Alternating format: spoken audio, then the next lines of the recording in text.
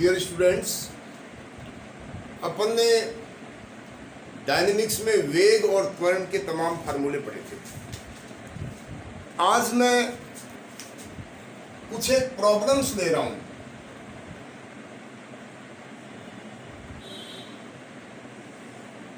पहली प्रॉब्लम देखी है, बहुत अच्छा क्वेश्चन है, एग्जाम में कई बार पूछा है कि if A particle is moving along a straight line, कि कोई कण किसी सरल रेखा में गतिमान है और उसका समय तय की गई दूरी के वर्गानुपाती है, लिखते जाओ, and it's time is proportional to the square of distance. इसका समय दूरी के वर्ग के अनुपाती है, समानुपाती है। तो सिद्ध करो कि त्वरण दूरी के घन के यानी क्यूब के व्युत्क्रमानुपाती है। अपने को मान त्वरण का निकालना है। अब देखो, इसको आराम से सॉल्व करेंगे। ए particle is moving along a straight line. आप एक सरल रेखा बना लीजिए और ओ ले लो मूल बिंदु। मूल बिंदु का मतलब जहां से दूरी नापते हैं।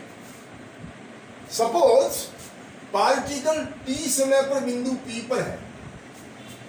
पार्टिकल टी समय पर कहां है? बिंदु पी पर है। और ये प्रश्न ये कह रहा है कि इसका समय दूरी के वर्ग के व्युत्क्रमानुपाती है। टी समय में पार्टिकल बिंदु पी पर गया, ये दूरी x मान ले।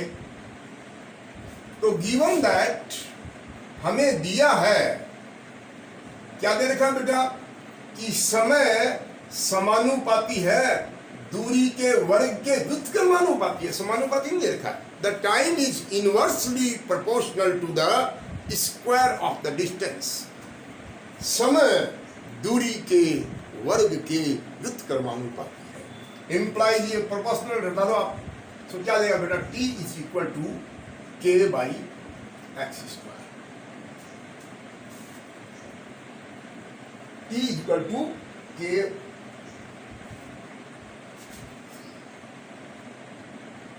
क्या मैंने सॉरी क्वेश्चन उल्टा लिख दिया। ये कह रहा है समय दूरी के वर्ग के समानुपाती हैं, व्युत्क्रमानुपाती नहीं भाई, समानुपाती है। सॉरी, आप क्या लिखेंगे, T is proportional to X square. तो ये क्या देगा, टी का मान के एक्स स्क्वायर आ गया। ओके, दोबारा देख लीजिए क्वेश्चन क्या है। समय दूरी के वर्ग के समानुपाती है। तो आपने मान लिया, माना पार्टिकल किसी सरल रेखा में गति कर रहा है, टी समय बाद बिंदु P पर है, जिसकी स्थिर बिंदु O से डिस्टेंस x है।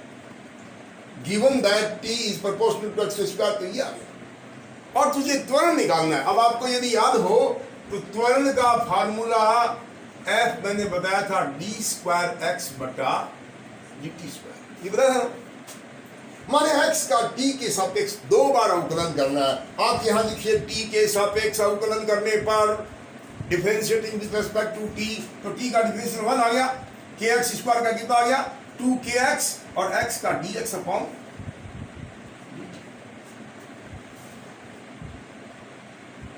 ये dx अपॉन dt का मान कितना आ गया, 1/2kx।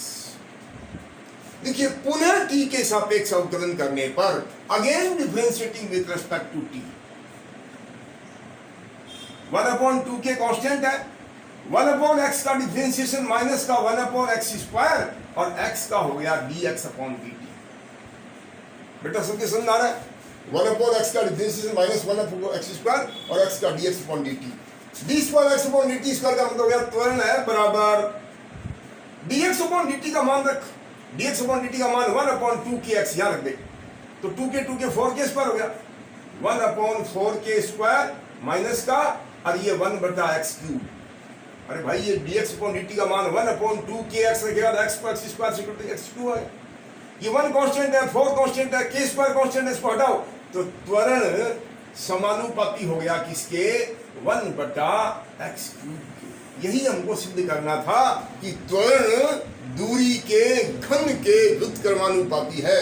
Acceleration is inversely proportional to the cube of the distance. एक और क्वेश्चन, अगला क्वेश्चन देखा इसने कि यदि कोई कण किसी सरल रेखा पर ऐसे चलता है कि उसका वेग दूरी के किसी भी घात के समानुपाती है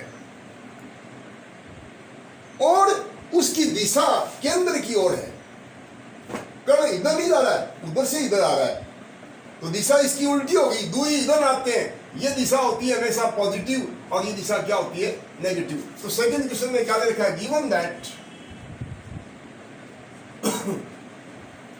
क्या दे रखा है अपने को कि उसका वेग v